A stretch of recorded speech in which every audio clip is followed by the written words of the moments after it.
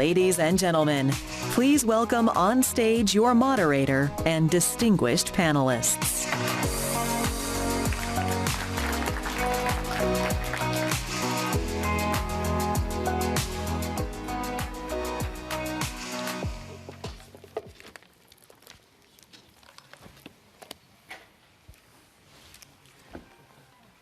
Good morning, everybody. Welcome to this year's Fiscal Forum. We apologize for being late. The fiscal world today is a world of high deficits, high debts, high interest rates, pressures for public spending, and concerns about public debt sustainability and financial stability. Fiscal politics have become a problem for finance ministers around the world, as the political discourse is dominated by calls for fiscal expansion and pressures for public support and subsidies. In the IMF's 2017 book called Fiscal Politics, we find that rules, institutions, frameworks can help solve these problems. But they can also fail, as the track record for compliance is mixed at best, and rules themselves change frequently. Now, the beauty of being in my position, I'm Vitor Gaspar, the director of the fund's Fiscal Affairs Department, is that I can invite some of my favorite economists to join me at the Fiscal Forum to discuss these issues. And we have a wonderful panel with four speakers. I have on my left Mario Marcel, the Minister of Finance of Chile. Next, I have Gita Gopinath, who is the first Deputy Managing Director, and she's my boss for short. The empty chair is reserved for Sri Mulyani, who is a few minutes late. She's the Finance Minister of Indonesia and a very good friend for many years from across the street. And last but not least, Maarten Verwey, who is the Director General ECOFIN at the European Commission and one of the most active worldwide entrepreneurs when it comes to fiscal rules. And so we are in a very good position to start our debate. And we are going to have two rounds of questions. The first round will be about have fiscal rules, institutions, and frameworks improved outcomes? Have they worked? Have they worked for the good? And secondly, going forward, how can we do better? How can we improve the design and the performance of fiscal rules, including the political aspect of compliance? So if please come. Sri Mulyani, you have already been introduced, and you're a part of a dream panel. It is green. Yes. Yeah. Very nice. So if that is allowed, I will start with Gita Gopinath. What are the key lessons, Gita, that you want to highlight when it comes to fiscal rules, institutions, and frameworks? Okay. Thank you, Vitor. And I'm very glad we are having this conversation, because if there is one key message to take away from our spring meetings, is our call to governments around the world that this is a time to rebuild fiscal buffers. And why are we saying that? We're saying that because we've had the last 4 years of multiple shocks, including the pandemic, the cost of living crisis, and all of that has led to an expansion in global debt. So global debt stands at 93% of GDP at this point, which is 10 percentage points above what it was pre-pandemic. And importantly, that trajectory continues to go up. So that is one of the reasons why it's important to have this conversation. Secondly, we are in an environment where interest rates are higher than they've been in over the last decade before the pandemic, right? And the rates at which governments are borrowing and the rates at which they're going to have to roll over their debts, that's going to put a lot of pressure on debt servicing for their countries. If you look at low-income countries, the amount of their revenues that has to go towards debt servicing is about the interest payments. Just the interest payments as a share of revenues is now around 14%. That means there's a whole lot less revenue left for doing all the other important spending that they will need. And third, we are in a weak growth environment. So our projections for medium-term growth are one of the lowest they've been in decades, at just around close to 3% as opposed to 3.8%, which is what was for a couple of decades before the pandemic. So that's a very difficult combination. High debt, high rates, low growth is a challenge. And on top of that, there are many important structural transformations that are happening, including in terms of climate, in addition to what we already need to take care of, which is on aging demographics, on healthcare, right? So these transitions have to happen, and that requires a fair amount of money. So how do we square the circle? What you asked me about what did the pandemic teach us? So countries have fiscal rules. Many countries have fiscal rules. But I think one thing that we learned from the pandemic is that they don't necessarily work very well. And therefore, appropriately, a large number of countries that have fiscal rules, I believe 2/3 of them, are in the process of rethinking how to reform the fiscal rules given the experience that they've had. And I'm sure Martin will tell us a lot about the new EU fiscal framework, which is another big innovation that's happened on fiscal policy. What do we as an institution believe is helpful when it comes to fiscal rules? I think there are three things. One is simplicity. Unfortunately, as countries are rethinking the rules, sometimes there's too much complexity in it, but really simplicity with some very clear measures that you can track, which is on expenditures and deficits are critical. The second is on making sure that it is risk-based, depending upon your level of debt. And the third is you need escape clauses, because you will have shocks of these kinds that you need to, so you have the flexibility to deal with it. Two messages in terms of, for the current point, about what governments should keep in mind. One is, given where debt levels are, while thinking about their fiscal frameworks, they really have to put more weight on debt sustainability. That is going to be very important. Second, as they think about how to pay for the structural transformations, we get often asked, is it okay to make an exception to expenditure that's for structural transformations, like, say, climate? Make an exception to that in the fiscal rule. And experience from other countries and what we see is that usually doesn't work out very well.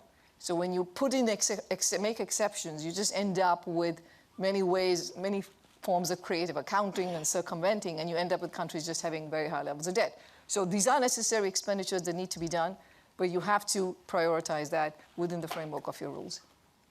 Thanks a lot, Gita. I must say that from the viewpoint of FAD, your emphasis on debt sustainability as a big priority in the context of increased interest rates and lower prospects for growth is very much welcome. Martin, I would like you to please be semi-forward-looking. That is, my understanding is that the prospects for approval of the new rules in the EU is good. From that viewpoint, do you see the change as credible? What are the main improvements that you would like to tell us about? And what is it, Martin, that keeps you awake at night? Well, I'll start at the last one. It's very easy. The jet lag this week, actually. But okay. But yes, I can definitely confirm that it's very likely that we, at the end of this month, we have the legislative process on the new set of fiscal rules completed. So this follows a political agreement that was reached already in February, and we expect the final vote by the Parliament this week, after which also the Council will ratify it. Now, in terms of improvements in the system, I would just mention a few. The first one, I would say, is ownership. So under the new system, the basis for fiscal surveillance will be fiscal structural plans prepared by member states themselves. And different from the past, we indeed move to a more risk-based determination of fiscal requirements. So we move away from the one-size-fits-all approach to a system which is more tailored to the circumstances of individual member states, and that should help also the ownership of these rules. Second point that I would mention is that we have tried to get to a better balance between, on the one hand, fiscal consolidation, which, and I agree, this is necessary, but on the other hand, also to preserve space for investment and to encourage reforms. Now, in practical terms, this is achieved by giving member states that have high fiscal adjustment needs and the possibility to take a bit more time to do that fiscal consolidation, provided that is underpinned by reforms and investment, which will help the long-term fiscal sustainability. So there is there's more of a trade-off, and also more of a recognition that to get to sustainability, it's not just only about controlling the expenditures, but it's also making sure that the growth capacity of your economy is strengthened. The third point that I would mention or improvement is in terms of planning. What we try to engineer is a more medium-term approach to budgetary planning. So member states will submit plans with a horizon of 4 years, which already helps, and we're moving at the same time to a single fiscal or operational fiscal indicator, so net expenditure, which means that controls expenditures, but revenues can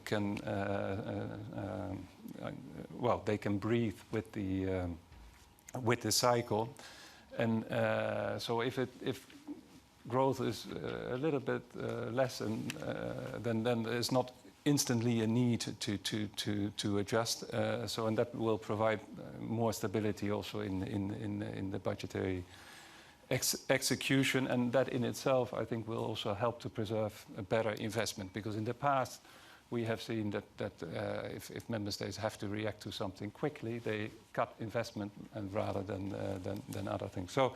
So these are some of I think the key things, and we believe that by having more realistic trajectories, better preservation of investment, also better tailored to the needs of member states, that we also gain in credibility of these rules. Thanks. Thanks so much, Martin. We completely agree with you when it comes to the importance of a risk-based approach. You heard that from Gita a moment ago.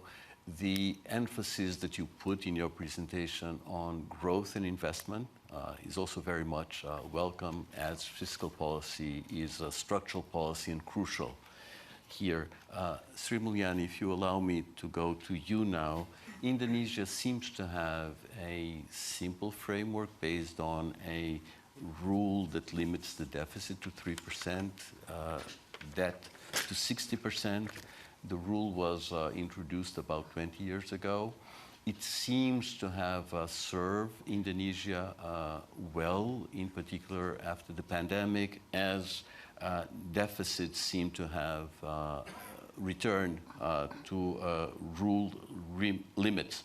So the question is, well, why were you successful? If you would want to share that with us. And what do you believe other countries can learn from the experience of Indonesia? Well, thank you so much, Victor, for this session.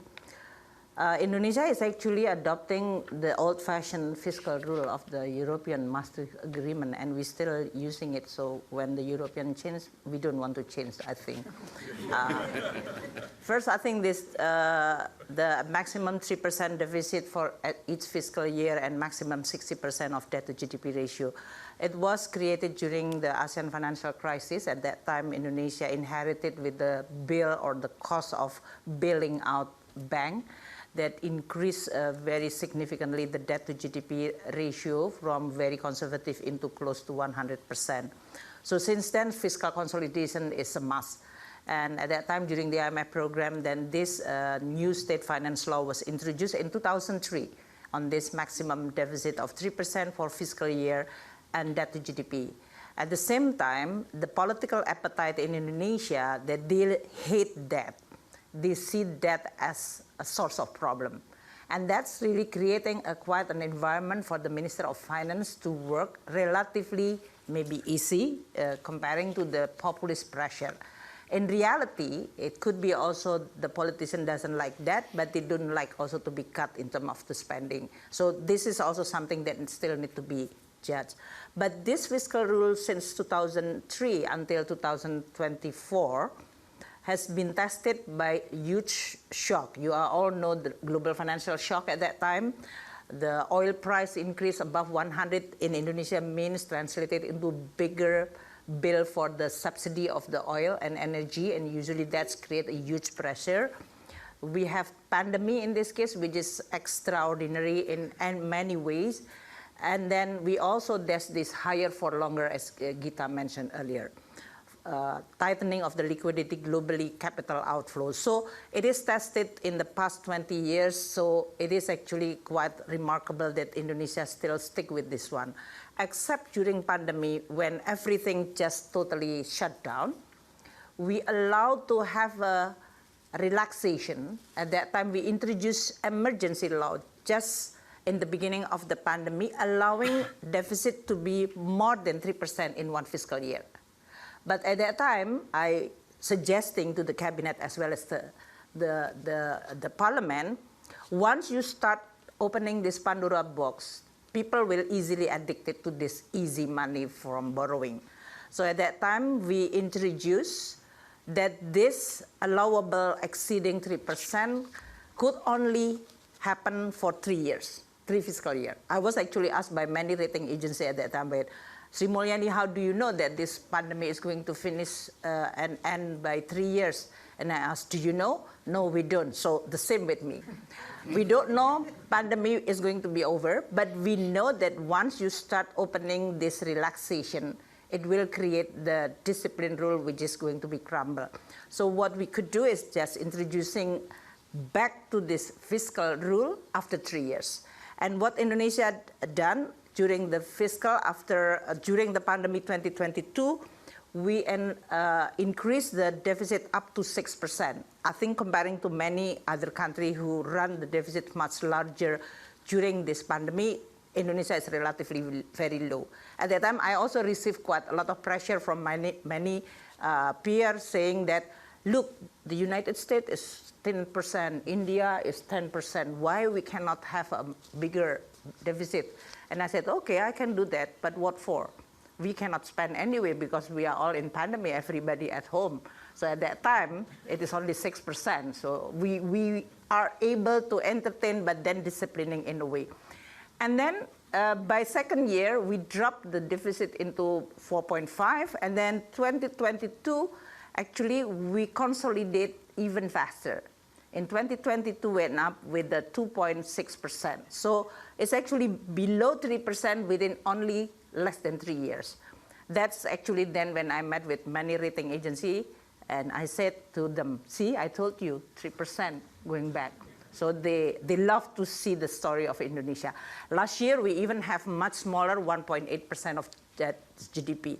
At what cost? The growth is still 5%. Investment is still actually quite a lot. When you talk about the infrastructure, we even built a new capital in this case. So we try to manage and see, managing the fiscal rule is not only about cutting the spending. The revenue is always a projection, because everything, anytime, can be what you call it, upside or downside on the revenue side, on a tax. But spending is commitment. So in this case, we introduced within all the ministry and local government transfers saying that if Indonesia facing a shock, a huge shock, including the subsidy like the oil price, we are going to introduce what we call it automatic adjustment. I can cut across the board 5%.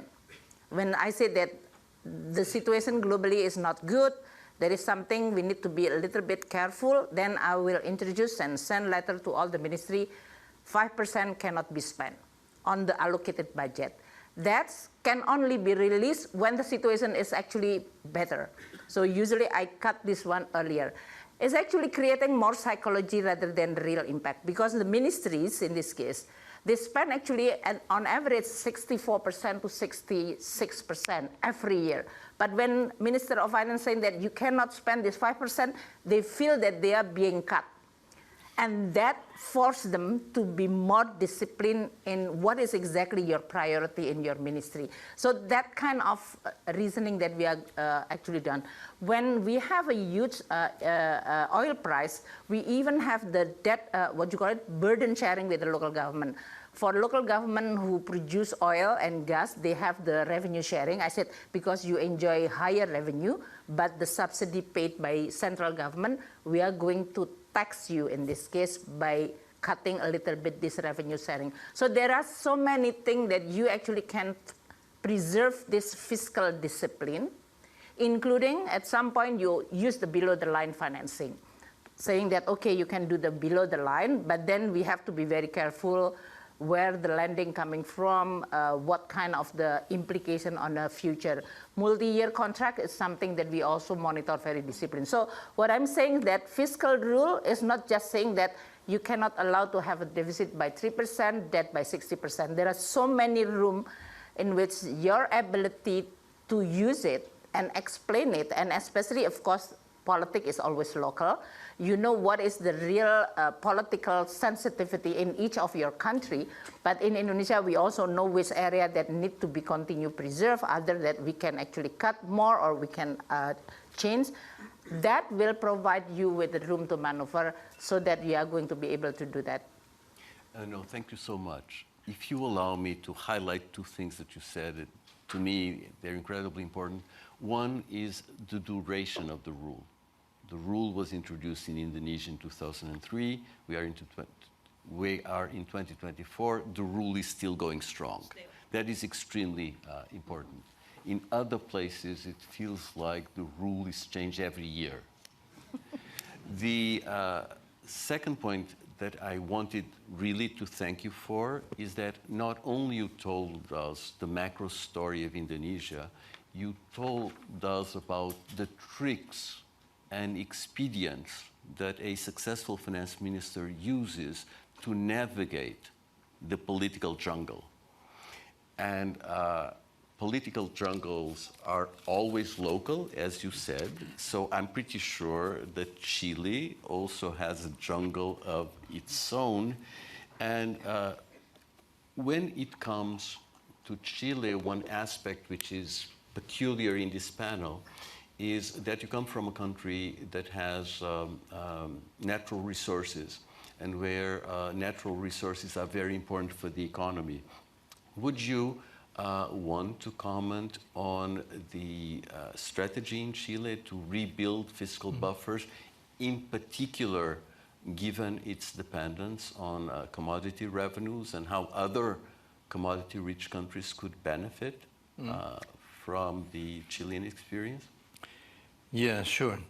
Let me just start by calling your reference to duration, because in Chile the fiscal rule has been running for 23 years already. It started in 2001. You don't have to be competitive. I can be even more competitive with Martin, that you describe as an entrepreneur on fiscal rules.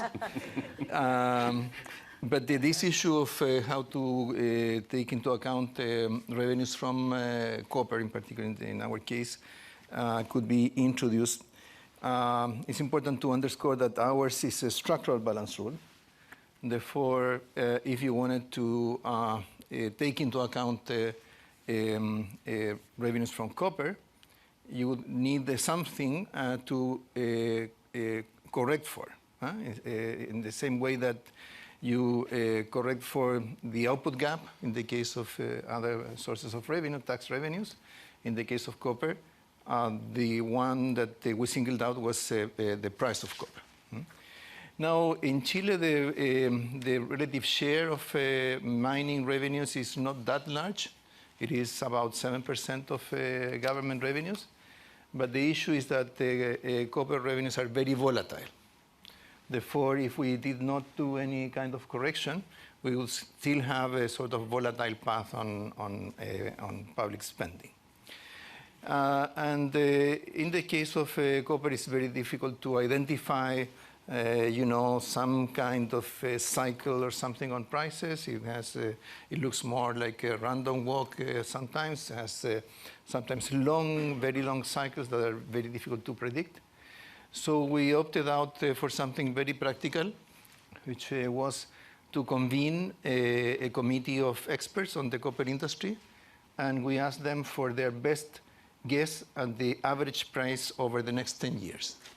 And we do that every year when we calculate the structural revenues and then the structural balance. And that has worked pretty well. It is true that that doesn't deliver a very stable kind of path for the price of copper, but it smooths out the largest fluctuations.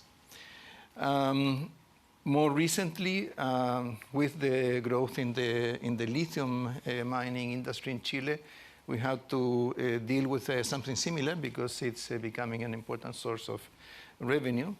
And there, instead of looking at the price, because this is not such a consolidated market like in the case of copper, we just look at the average revenues from lithium over the last 5 years or so. And that has served us well. Many times we have revisited this issue. Sometimes people come with some ideas about some model or something to forecast the copper, but we end up with this very practical arrangement that on top of that, that also has the virtue of being very transparent and not subject to manipulation from the government, because with structural budget rules, that is always the risk, that governments somehow will come up with an estimate of an output gap larger than necessary, or would be very optimistic about the price of copper, so they can spend out all the revenue. So both for the long-term price of copper and also for trend GDP, we convene these committees of experts that provide the key parameters to estimate the structural budget. Thanks, Marcel. We go for the second round. I would very much like the panel to be interactive, so if you want to react to comments from others, I encourage you strongly to do it. And given this comment that you just made on the importance of independent experts, in your case for the price of copper and lithium, perhaps, Martin, you will be willing to comment on the role of independent fiscal councils in Europe. And I would like to know if you see any political challenges associated with compliance with the new set of rules. Yeah. To start with the role of independent fiscal institutions. From the Commission side, we we are really trying to support their role, actually. And the reason why we think that is important is we think that these independent fiscal institutions in member states themselves, they could play a role in creating the debate on what constitutes good fiscal policies to the member state, and that's where this debate actually should be held. And too often, what we see is argumentation along the lines, well, we don't like it, but Brussels or Washington, IMF tells us we need to do it, and it's much better if in member states or in countries people form their own view of what constitutes good fiscal policy, and here independent fiscal institutions play an important role. Now, we made an effort in our proposals for legislation to significantly strengthen the role. This, unfortunately, I would say this is one of the things that was not so much retained by member states, but we will continue to push the agenda for the future. Now, in terms of the challenges that I would see now with the implementation of our new rules. Now, in the short run, and now it doesn't keep me awake, but just to come back to your earlier question, which I dodged a bit at first, but we are now very much in the process of rolling out the new system, because for the new system to be fully operational next year, we need member states to submit their plans in the course of this year, and member states need to understand what they have to put in there, so we need to provide guidance, and there are many discussions on operational details, which now, well, in a very compressed time, we need to finish. So that is very practical, one very practical concern. More on the policy side, and I'm really talking about the start of the plan. We're of these new rules. We're starting the new set of rules under circumstances which are very challenging for the EU in terms that there are many competing demands on fiscal resources because of the security situation that we're facing, because of the cost of transition, and I can go on. And on top of that, partially because of COVID, people have gotten used to a bit to the idea that the government is always there to support. So. And I think that will be a challenge because I fully agree with the IMF. After a few years of relaxed fiscal policies, it's time to rebuild buffers. Now the rules, they will play a role in that, but they will be tested from day one in that respect. Thanks. Thanks, Martin. Sri, if you allow me to come back to you. You have covered a lot in your first. I would, again, encourage you to react to something that you heard and you want to comment on. But the two specific questions that I would like you to also approach is, when you think about rules from the viewpoint of an emerging market, how do you think about the trade-off between credibility and flexibility? And the other is something that Gita has spoke about. How do you feel about relaxing the rules by granting an exception that would exclude green investments or development spending or something? Well, I think the flexibility and response to many of the development needs, especially Gita mentioned about climate change, but in Indonesia, because we are 270 million young demographic, so we are still at the young generation demographic, that a lot of investment needed for education, health, And also in terms of the infrastructure, Indonesia is an archipelago country, so it's not like one land big. So connectivity became an issue, especially for the most remote. So these are all always justified to say that you need to spend more. But at the same time, because of the experience as well as the evidence base, if you can call it that way, that we know that the capacity of the ministries as well as local government to spend, I actually, starting the tradition every month, we tell to the public how the fiscal implementation, the budget implementation, how much revenue we collect for this month, how much spending. And it can show very, very clearly how the ministries as well as local government, after receiving the transfer, they are actually not spending that much or fast enough, or even in this case, if you look at the effective enough. And that's become a good input for saying that, okay, what do you want to spend? And according to this track record, even you have the best program, good intention, but your ability to spend is actually not that much. So usually we can bargain by saying, I give you this much, you start, after you finish with this money, you can come to me and I will promise to give you again. That creating a certain discipline and credibility from the Ministry of Finance point of view, they see us as combination between discipline but also responsive to their need, but at the same time providing a prudent situation. The second one, Gita mentioned about the fiscal buffer. We know very much in 2020 at that time when we run the deficit up to almost 6%, we have to consolidate. So the buffer that we built when then after the Ukraine war, we have this commodity increase very rapidly, whether you are in coal, palm oil, and some of the strategic mineral. We accumulate this revenue, and I try to continue disciplining the spending. So at that time, since 2021, even we start building this buffer. So when the high rise of the interest rate in 2022-2023, we've already accumulated buffer almost around 2% of GDP. That's why when the market is actually volatile, we still can maintain the spread of the yield with the US, which is even lower.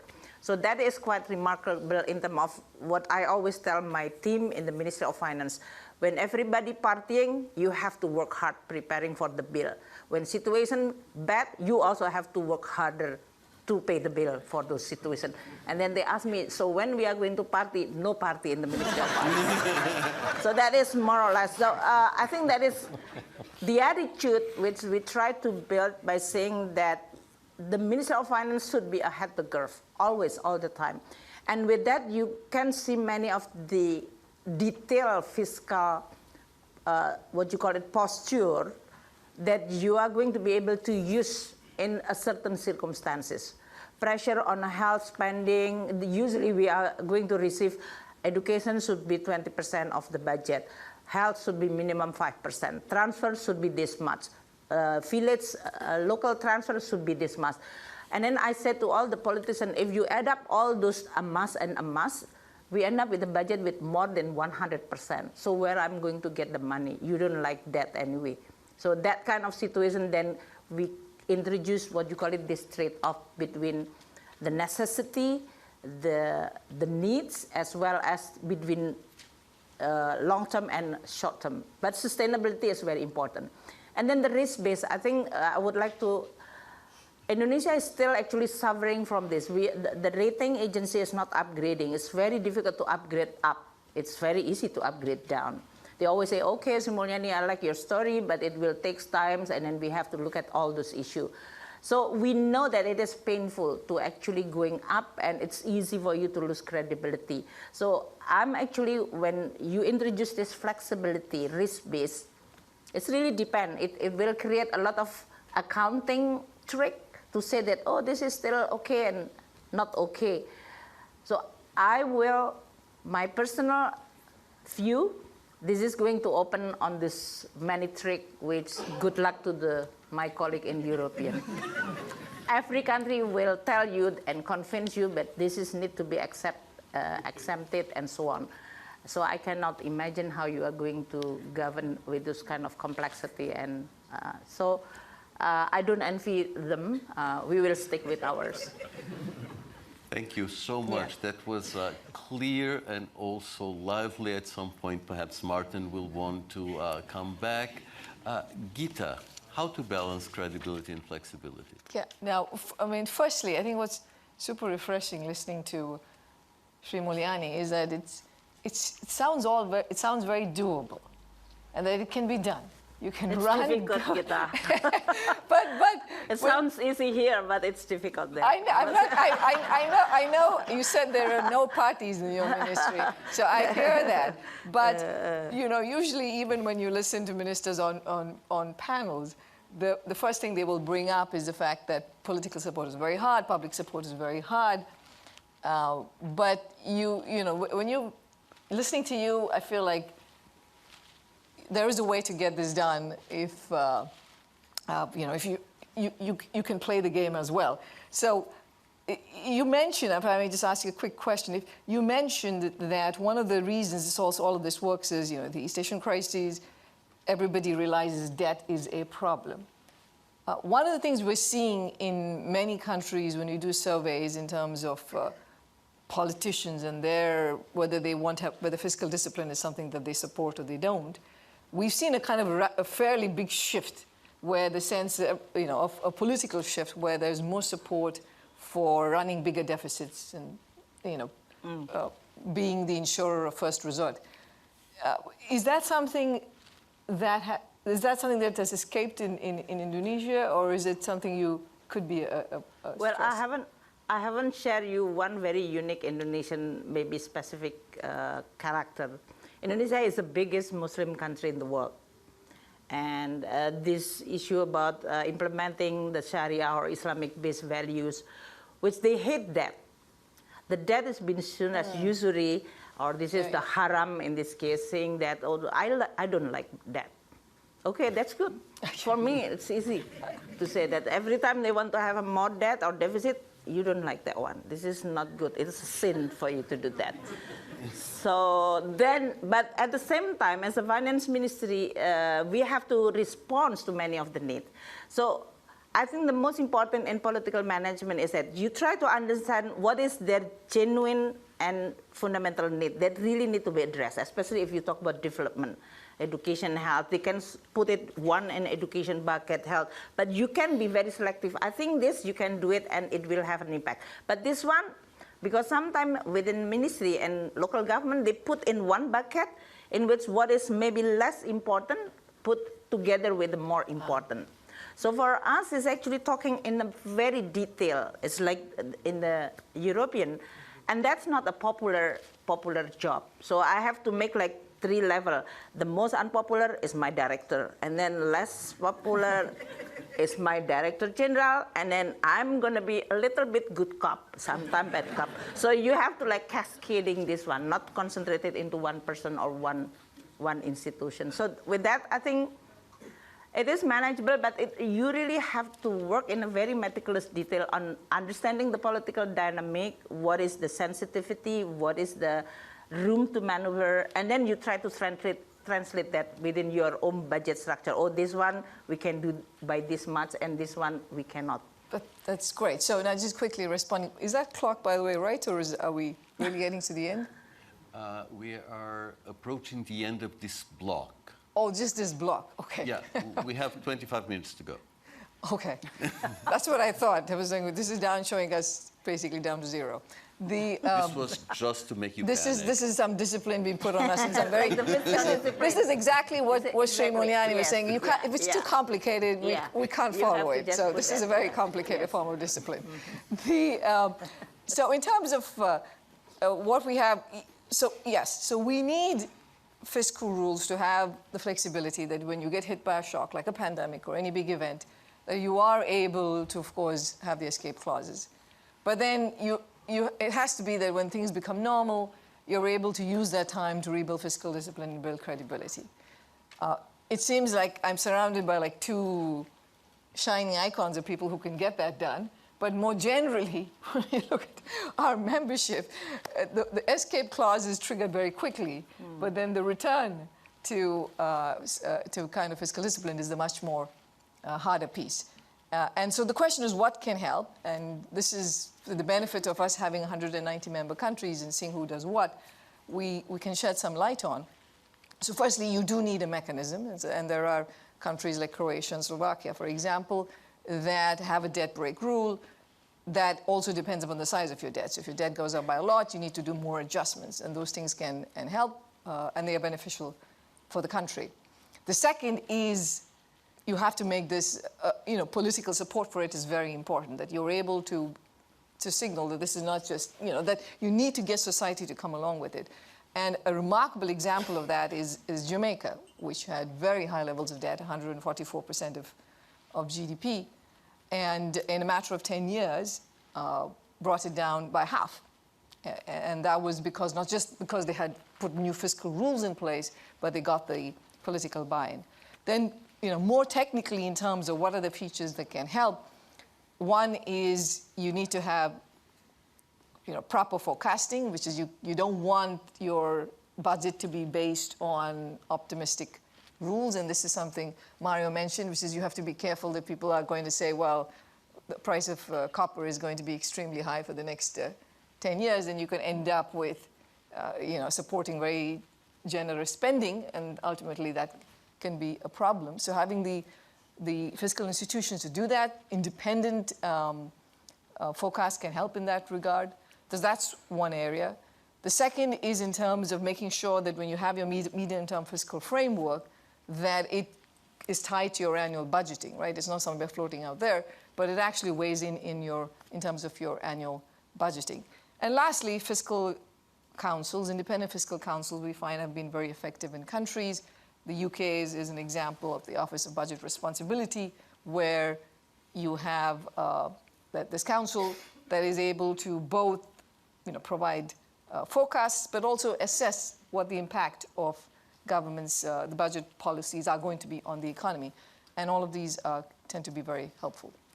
Thanks a lot, Gita. The thing that impressed me most in what you said is you pointed out right at the beginning that if you have credible rules, frameworks, institutions, if you as Minister of Finance have a reputation for orthodoxy, in case of need, you can get away with a response that would get you into trouble if your credibility and reputation would not be so solid.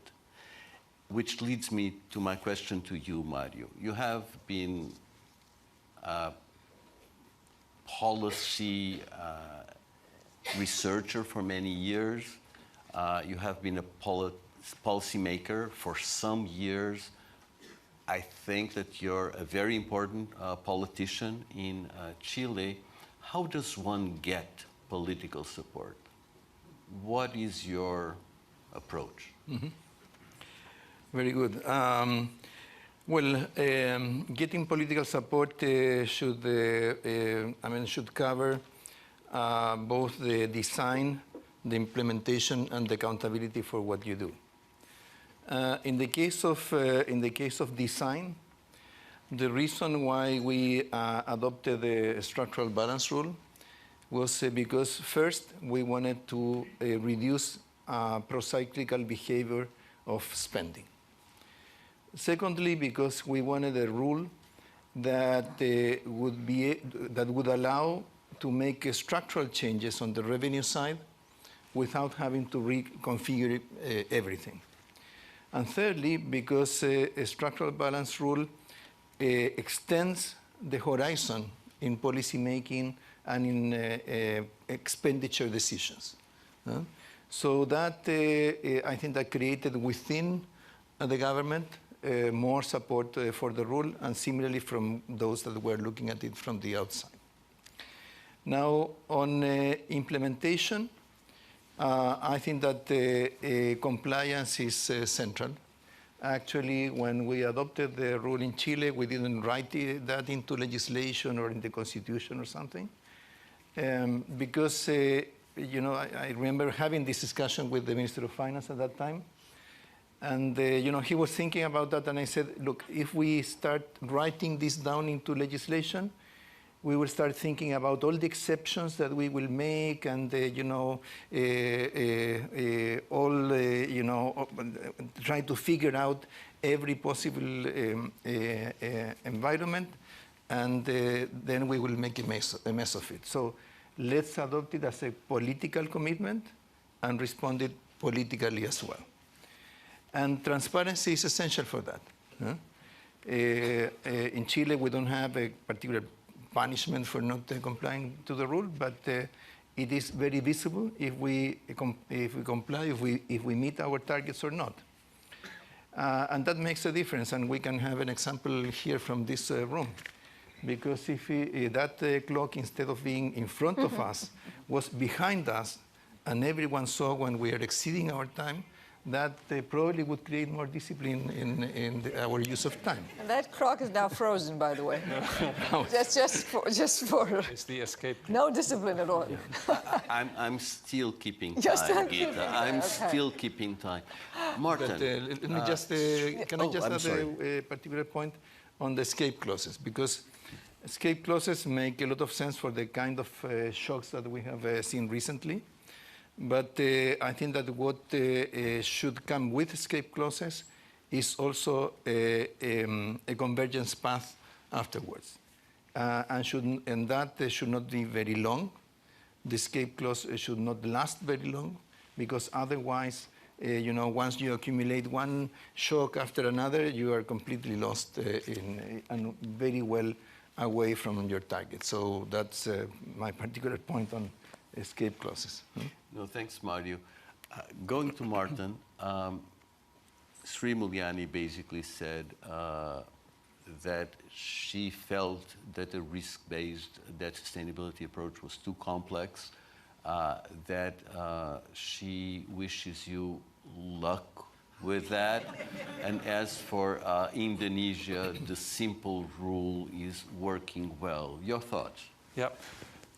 Well, generally speaking, I would agree with the benefit that simplicity has a lot of benefits. So I'm not arguing with that. But I would like to point out a few points. First of all, the 3% that you apparently copied from the European Union, we still have. So that has not changed. And indeed, also in our analysis, it shows that even though there's no scientific basis whatsoever for the 3%, this is the one thing that sticks to people, and it has had an impact. The second point I would like to make is that a risk-based approach, what it means is that different countries get different fiscal trajectories, but these fiscal trajectories, they are still produced with a common methodology, and once these fiscal trajectories are set, so that basically gives you the size of the fiscal consolidation that you need to achieve. Then once that is set, it's actually very, very simple to monitor, because what we will do then is compare fiscal performance essentially with the trajectories. But the trajectories can differ or will differ between different countries depending on their initial fiscal situation.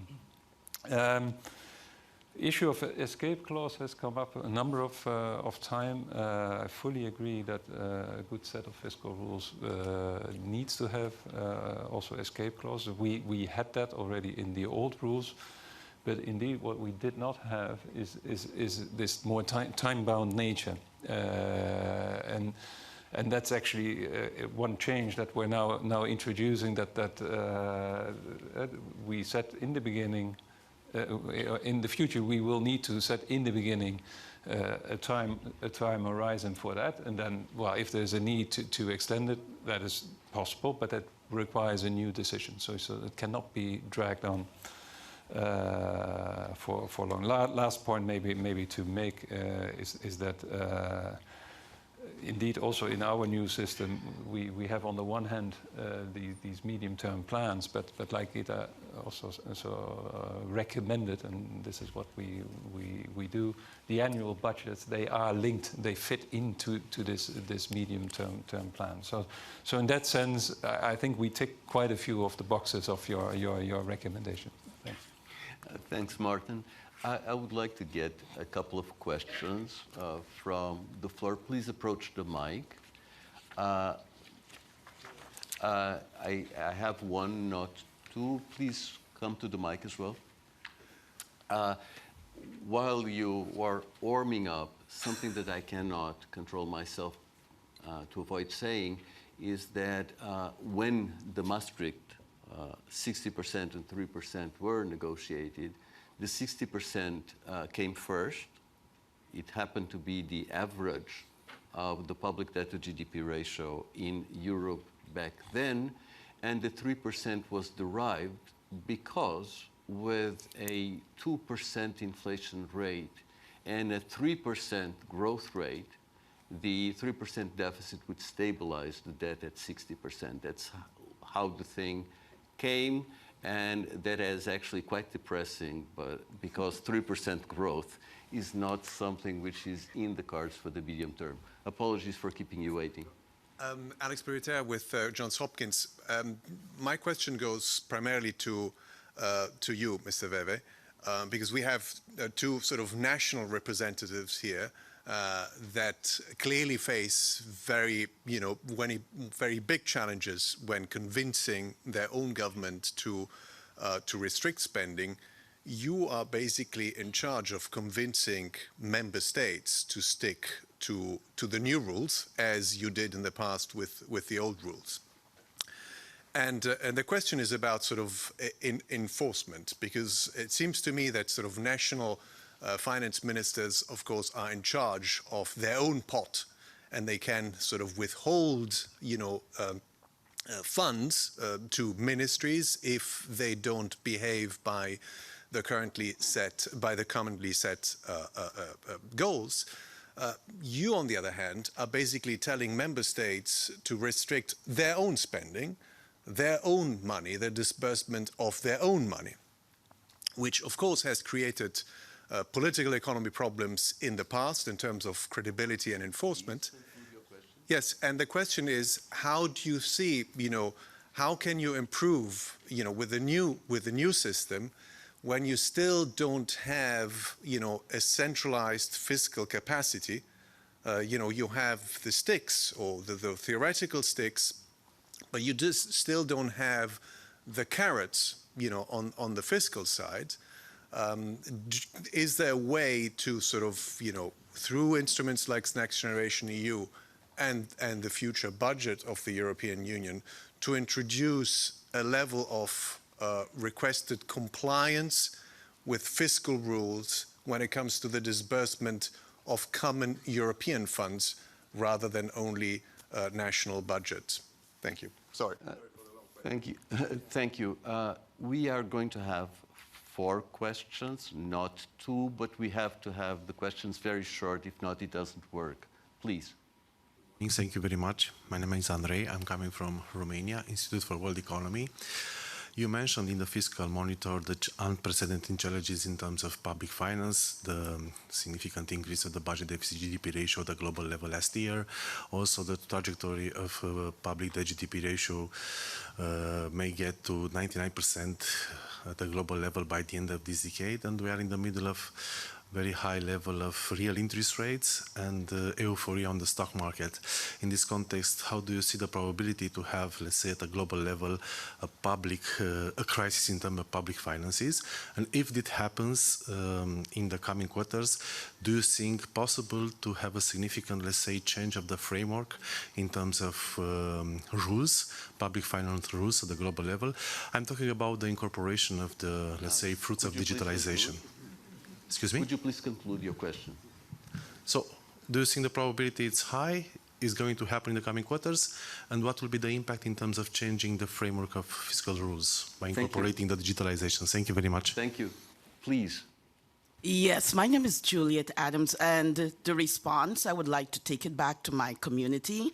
I'm from Guyana, and based on what I've heard, it is stated that one of the problems is low growth. You know, Guyana, high growth. So I would like your perspective of Guyana. Take it from any dimension, like you mentioned Jamaica, how they cut their, their deficit in 10 years. Speak to my country, so I can take that message back to my people. Thank you. Thank you. Please. Hi, David Lauder with Reuters News Service. There's a notable absence on this panel, which is you don't have anyone from the United States, anyone representing the United States up there, which is probably understandable because this country can barely pass a budget as it is. It's a very chaotic process. I'm just wondering if you can talk about sort of how that affects the rest of the world, sort of the U.S. kind of dysfunction on budgeting. And maybe, Gita, you could give us a bit of a preview of your recommendations for the U.S. in your upcoming Article 4 about what should be done to make that process work and how the U.S. should maybe consolidate its fiscal position. Thank you. Thanks, David. Last question. Thank you. Kemi Oshikoya from the Africa Bazaar magazine. Could you tilt the mic, please? Thank you. Makes sense. Kemi Oshikoya from the Africa Bazaar magazine. I was wondering if you, especially with the Indonesia finance minister, if you could talk, there's been a lot of conversation about African nations building their buffers. So if you could share some recommendation on how the nations can do that, given some of the fiscal challenges that they are facing right now. Thank you. Thank you. Very good questions. If you could answer whatever you want to answer in 2 minutes and give us what you take from this panel inside those 2 minutes as well, I would be a very happy man. If you cannot do it, I completely understand. I will start with Martin and then come back. Martin, please. Yeah, just to save time, I already commented actually on a number of things that I take, and again I would highlight the point made on, for example, the escape clauses, the time-bound nature of that. Now, to the question on enforcement, there are a couple of points that I would like to make on that. The first thing is that the enforcement you cannot see separately from what you are trying to enforce. And I think a problem with the rules as we had it, that at times the prescriptions that came out of these rules were simply completely unreasonable. So I think there are very few economists that would say in the aftermath of the euro crisis that we had too little austerity. I think the general view is there's probably too much. Yet, if we would have followed exactly the letter of the rules, we would have actually would have had even more austerity than was there. So I think this is the first point. The second point is, and that's on political economy. I think the first line of defense is actually the ministers of finance in the member states, and I think. So I think our rules are a support for the ministers of finance, actually, but and together with plans that are made by the member states themselves, I think that is already a step forward. Then we made a few changes. I think in the new system it becomes easier to monitor deviations from this expenditure rule. That becomes pretty visible.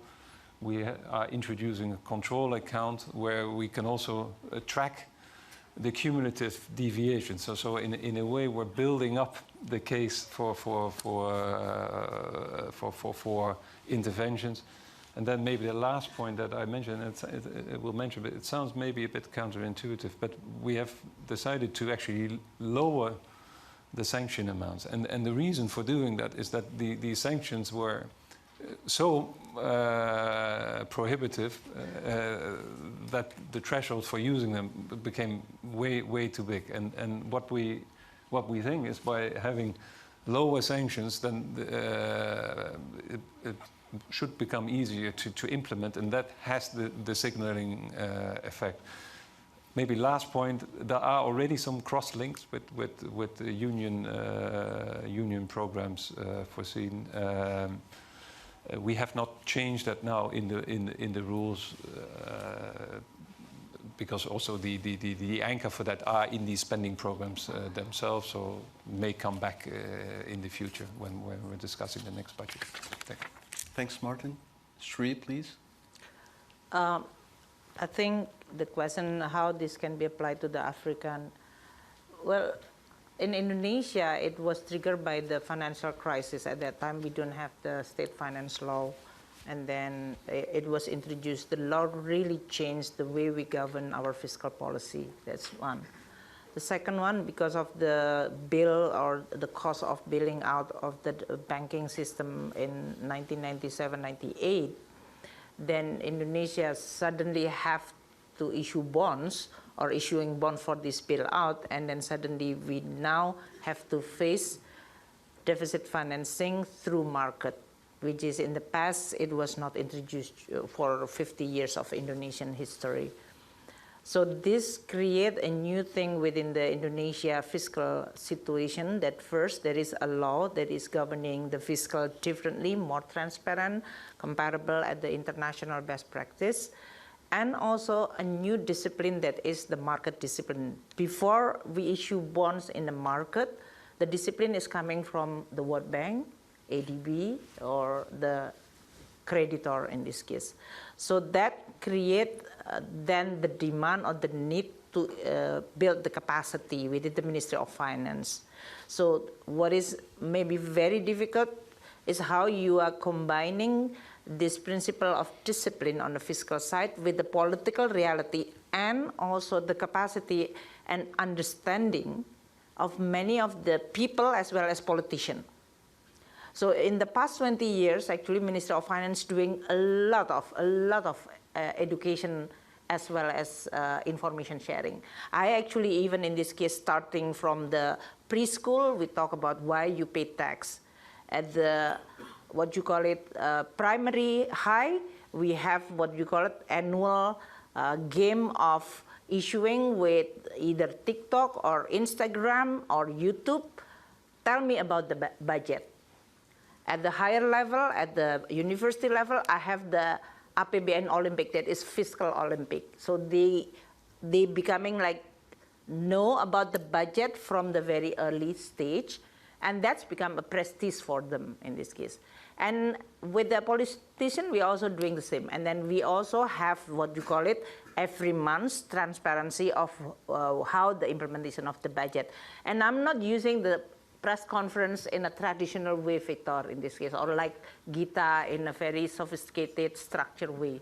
We are using social media. So I'm using Instagram telling that, hey, our budget is like this. And if at that time Barbie is so popular, the village, so I'm wearing a Barbie dress and with a pink color. So everybody, at least they say, oh, there is information from the Ministry of Finance, so they get connected, they get updated. They start appreciating the transparency and so on. So, I mean, we have to be very, I mean, because at the end, fiscal is a political tool. Owned by the public, run by some politician, managed by the Ministry of Finance. So you cannot disconnect. You cannot like pure technocrat sitting in this nice building and not connected with the people. No, thank you so much, Sri. Yeah. But there is something that I want to add, which is the capacity of the Indonesian Ministry of Finance is actually exceptionally high. The Ministry of Finance was one of the first entities in the world to use the medium-term revenue strategy, and it was one of the first that was able to apply the public sector balance sheet approach on its own. So not under the IMF program, yeah?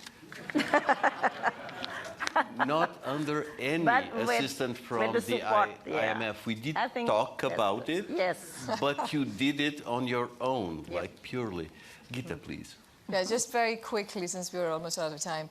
To the question of debt and whether we see a crisis, we don't see a systemic debt crisis, happening anytime soon. So that's not where we are at all.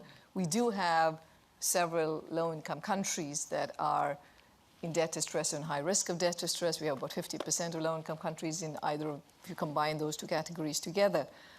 But it's not like we're seeing a systemic debt crisis. If anything, financial conditions have actually improved some recently, and we've seen some frontier markets like the Ivory Coast, for example, come back into the market. Secondly, just more on the question of messages for the African continent, it is important for countries who have, at this point, the ability to do so to rebuild buffers. Now, what does that mean? I think it's a combination of things. We do see a big need for domestic resource mobilization at a much more serious scale than has been happening in the past. That involves, firstly, making sure that you're getting the right amount of revenues. So, your tax base, making sure it actually gets full coverage and not tons of loopholes. Raising tax revenues, that's going to be very important, of course, in addition to expenditure measures, but tax revenues are going to be very important. Secondly, in terms of increasing the depth of your domestic markets also, so that helps with your deficits. And structural reforms, which just keep stalling every time, but have to be done. And that's reforms on the fiscal front, too, is going to be absolutely critical. And what our research has shown is that a precondition is good governance for getting the reforms. Lastly, on the questions on the U.S., the U.S. deficits are very large. They are projected to be large for a while. And it's one of the countries where, in terms of the projected debt trajectory, it's one of the steepest increases in debt levels. What does that mean for the world in terms of spillovers for the world? Okay, for one, the high levels of deficits are also supporting growth and demand in the U.S. That has positive spillovers to the rest of the world. But along with that growth, you're getting higher interest rates and a stronger dollar. And the second two are creating more complications for the world. In terms of Article 4, I think it's going to come out, and I don't need to preempt it, but there's nothing new here when I say that the whole debt ceiling brinkmanship doesn't really serve anybody. And it is certainly a risk that nobody needs to have to deal with. And so this happens every year. There has to be a way to resolve this brinkmanship. And the U.S. needs to do more in terms of raising revenues and also in terms of reforms in Social Security and Medicare. Thank you. Mario, you have the last word. Yes, well, let me just address two issues that surfaced in the questions.